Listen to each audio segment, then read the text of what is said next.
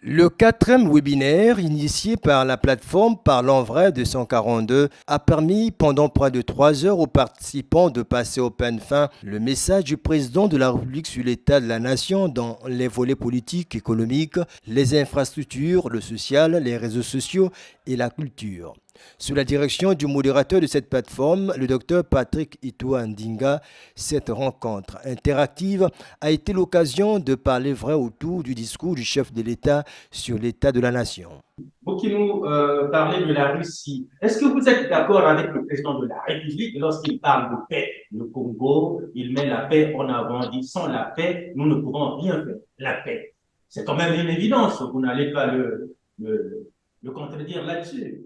Chers compatriotes, il faut aller au fond des choses. La paix ne signifie pas seulement absence des crépitements d'armes, des coups de feu et autres. La paix, c'est aussi la capacité à se nourrir. La paix, c'est aussi la capacité à circuler. Lorsqu'il y a matière à reconnaître des effets, il faut le reconnaître. Nous sommes en paix, c'est une réalité. Il faut reconnaître que nous sommes en paix. Lorsque le débat viendra sur le terrain économique, là, on avancera. Là, il y aura matière à dire. Je suis d'accord avec le président de la République en partie.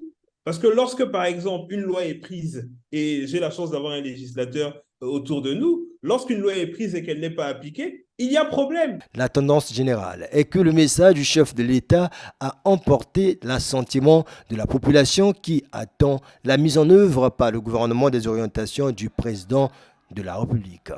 Parce que le numérique est un secteur de diversification de l'économie.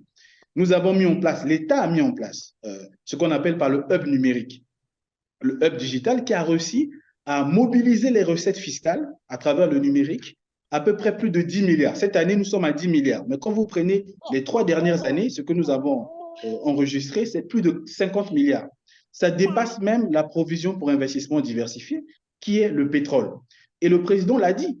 C'est là où ça se passe. C'est un secteur capital qui est en train d'engranger. Nous devons travailler en laissant le pétrole à côté, travaillant sur d'autres secteurs comme le numérique, comme le développement des aides, comme le tourisme. Nous avons beaucoup de potentialités. Nous avons des sites touristiques. Quitte à nous de travailler pour améliorer, pour développer ces sites touristiques. Notre économie est à 80%, autour de là, 75-80% et même plus pétrole.